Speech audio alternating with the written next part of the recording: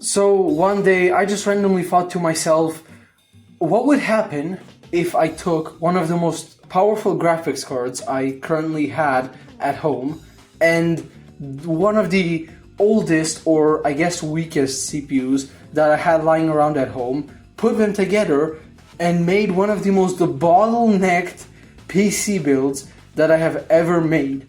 Well, that's exactly what I did. And today I'll be presenting to you guys how I did it, what the results were, what kind of parts I used, and much more. So without further ado, let's get started.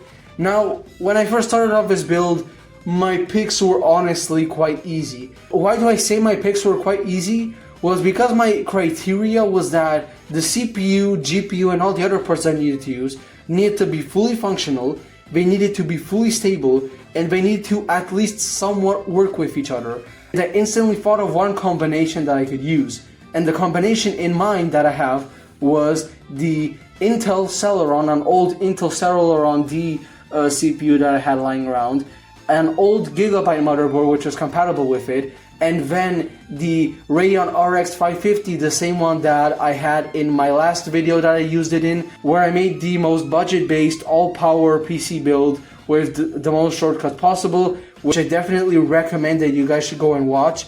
But anyhow, after I almost instantly knew which parts to choose, I grabbed all the parts and got to work assembling the PC. The Gigabyte motherboard was a very old H61 mini ATX Gigabyte motherboard with a quite old Intel Celeron D CPU, around 8 gigabytes of DDR3 666 megahertz RAM. It was Corsair RAM, and then the Radeon RX 550. Now, at first, some people might not understand what kind of difference is between the CPU and the GPU itself. But let me tell you, the RX 550, the Radeon RX 550, is a GPU that only released a few years ago, while the Intel Celeron D CPU that I had was released around 10 to 15 plus years ago, if not more. I hope that at least that alone should tell you guys the difference between the CPU and GPU that we're having right here. And after I put it all together, I installed Windows 11 on it. Yeah, I don't even know what I was thinking about when I made the choice to go and download Windows 11 on this PC, because I mean, the only logical thing that could have been going from my mind at that point was that I wanted to just make the PC suffer as much as possible. But yeah, I just went and downloaded Windows 11 on this here PC and ran it, and well, yeah, I mean, the PC, it ran well, I guess. At first, I couldn't really see like any issues at first. But now that I've told you guys all the parts, how I built it, why I got to this point, and how I got to this point, and so on, now let's look at the benchmarks, or I guess if you can even call these benchmarks, of this PC. So, at very first, I tested out this PC for normal everyday browsing. And for normal everyday browsing and for basically your normal day-to-day life tasks, it's pretty good. It works pretty good. While it's not practical, it does still do its job, and it is still very good in those things. And it does still work quite good for those kinds of things.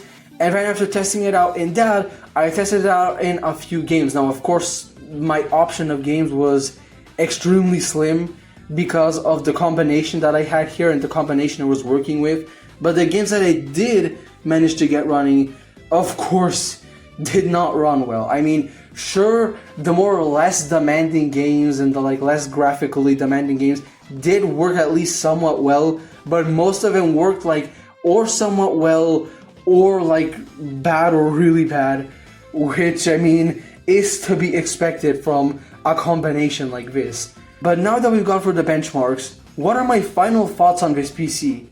Well, yeah, I think it's quite obvious what my final thoughts on this PC is.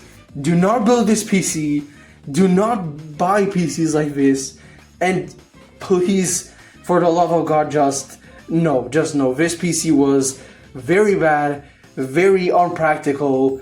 Setting it up was actually a bit more tedious than I thought it would be.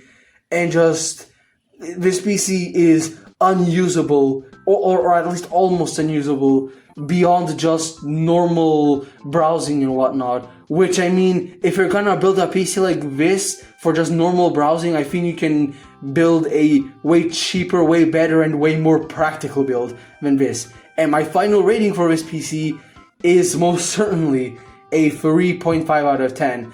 I wouldn't say like terrible or the worst PC I've ever tried out, but certainly not good either. A 3.5 out of 10.